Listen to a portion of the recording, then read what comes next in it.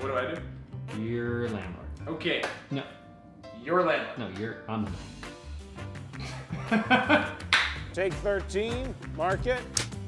All right, we're talking about covenant. I don't even know what that sound was. I don't know. Oh, are you kidding me? All right, today we're going to be talking about covenant, which is just a fancy way of saying, can you Pay the rent? Yeah, can you pay the rent? Can you perform on your lease? Why do you need it? What do the landlords look for? We're going to talk about that all right now.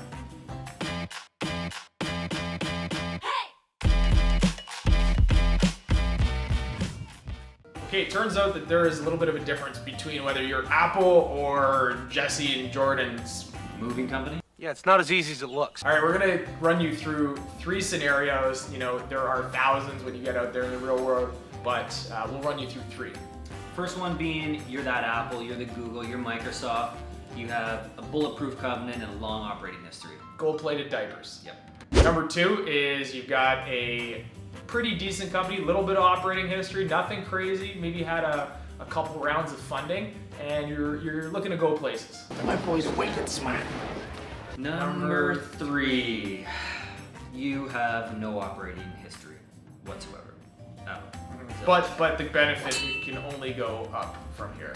Correct. So, what's that landlord gonna ask for? All right, let's get into it. Yep. Number 1, you're a rock star. Landlord says hi to you in the lobby, roll out the red carpet, the deal's done before it even hits the table. You don't have any problems. You're probably not watching this right now, and No. and good luck with your business because it's going really, really well.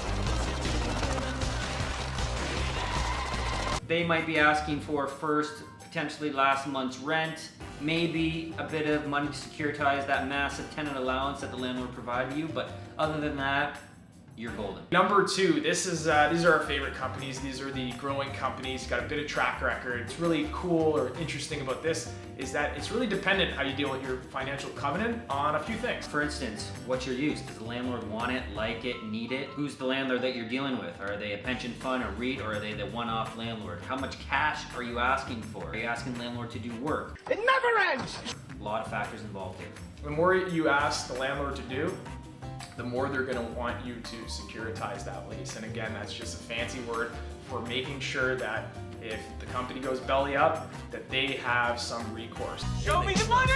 Derek, you better yell! Show me the money! These could be letters of credit, large prepaid deposits, be staggered over the term on a yearly basis that get drawn down. It could be held to the very end of term. Many different scenarios. A lot of confusion. What happened? I blacked out. For that third category of groups that we wanted to talk about, it's gonna be tough. We're not gonna mince words. It's a challenge.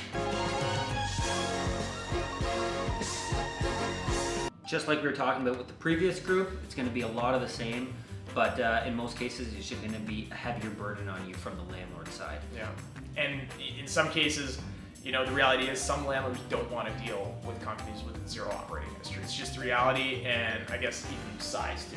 That will come into play. Looks like we got the large. All right, but you know what? There is a bit of light at the end of the tunnel. 99% of the time, there is a deal to be had. It's just about how you structure that deal. And you know, you can get creative with prepayments of rent. You can get a little bit more creative, you know, not asking for a lot of money in the deals. Subleases are great, where we talked about that before. Co-working, shared space. Joey doesn't share! If you're not represented right now by a brokerage, which I don't know why you're watching this. If you're not, you should just call us and deal with it. But in the event that you are, and you have a landlord telling you that you should personally indemnify the lease. Hold on. Oh, yeah. Never recommend that to our clients. We Ever. do not recommend. Last thing we want is the repo man showing up at your house and taking your son's tricycle away from you. You're all repo men. What if we are? Personal indemnifications, if you can, avoid them like the plague. Same as the Samsung Galaxy. Yeah. Yeah. Avoid it. Apple. All right, that is it. That's Covenant. If you have any questions, I mean, Call me, not the other guy. Or just reach out.